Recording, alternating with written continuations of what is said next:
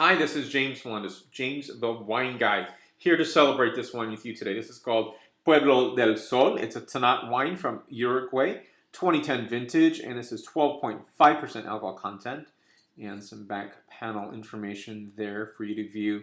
Now, when you think of Tannat, it's similar to, say, what Malbec is to Argentina, what Carmenere is to Chile. It's a very important grape for Uruguay.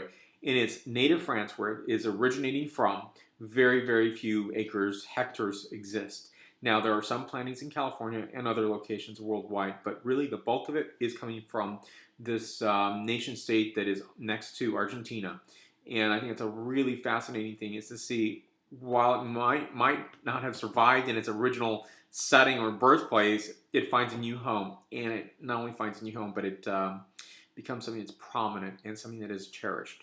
And in this case, this is cherished in Uruguay. And I think it's really going to gain a foothold. It's a beautiful wine. If you look at this, it's dark, inky colored wine. You could actually take a quill to this and start writing with it because it is extremely, extremely dark and beautiful.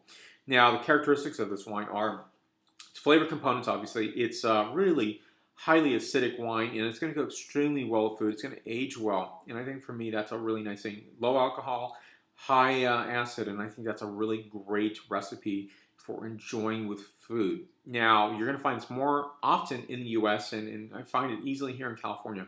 Now, I think in the United States, it's going to be in larger areas, New York, Chicago, larger wine markets in the United States. And I think this will be the wine, if any of the Tannats from Uruguay land and start to be distributed throughout the U.S. This will be the wine that probably will be distributed in all 50 states at one point in the future. Now, I'm going to take a little taste of this wine and tell you what it's like.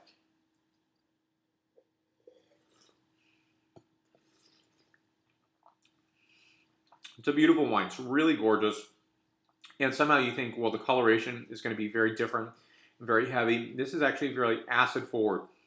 Again, that food wine is really screaming when you drink this. It's saying, I need some food. And you don't need to do that. You don't have to have food with this, but you can. And I think it's going to be exemplary. So getting really beautiful notes of acai, blueberry, getting little notes of anise and some really delicate signatures of white pepper and a bit of cardamom and chocolate mint on the finish. It's a beautiful wine. This is 8.8 out of a 10.0 scale. For more wine reviews, please go to jamesthewineguy.com. Please subscribe to my videos on YouTube, Facebook, Twitter, Vimeo, and Google+. Salud.